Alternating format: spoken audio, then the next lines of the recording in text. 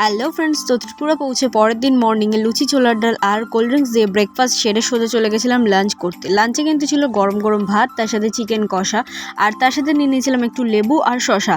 Chicken দিয়ে জমিয়ে গরম গরম ভাত খেলাম, আর শেষ পাতে একটুখানি কাটাপোনা মাছ একটা ট্রাই করেছিলাম। তারপর খাওয়া দাওয়া সেরে আগের দিন ফ্লাইটে দেওয়া মিক্সড ফ্রুট জুস খেতে খেতে চলে গেছিলাম রাজবাড়ির পথে। তারপর রাজবাড়ির সামনেটা একটু ঘুরে চলে গেছিলাম সামনেই এক জগন্নাথ মন্দিরে।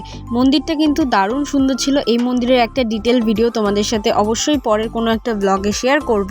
তারপর মন্দিরে ঘুরে জগন্নাথ দেবের দর্শন করে আবার চলে গেলাম রাজবাড়িতে। তারপর রাজবাড়ির সামনে একটা দোকান থেকে মহব্বতের শরবত ট্রাই করে চলে গেছিলাম রাজবাড়ির লাইট শো দেখতে। লাইট শো দেখে তারপর এখানের বিখ্যাত এক দোকানে গিয়ে ট্রাই করেছিলাম ক্ষীরতুয়া। তারপর চটপট করে ডিনার করতে বসে গেলাম শুটকি মাছের তরকারি আর তার সাথে কাটাপোনা মাছ দিয়ে ডিনার তাড়াতাড়ি করে সেরে নিলাম। আর এদিকে বিয়েবাড়ি কিন্তু ডেকোরেশন জোর কদমে চলছে। তো এরপর দেরি না করে তাড়াতাড়ি শুতে চলে গেলাম। তোমরা ভিডিওটা লাইক করে দিও, পরের ব্লগে বাকিটা শেয়ার করবো। টাটা।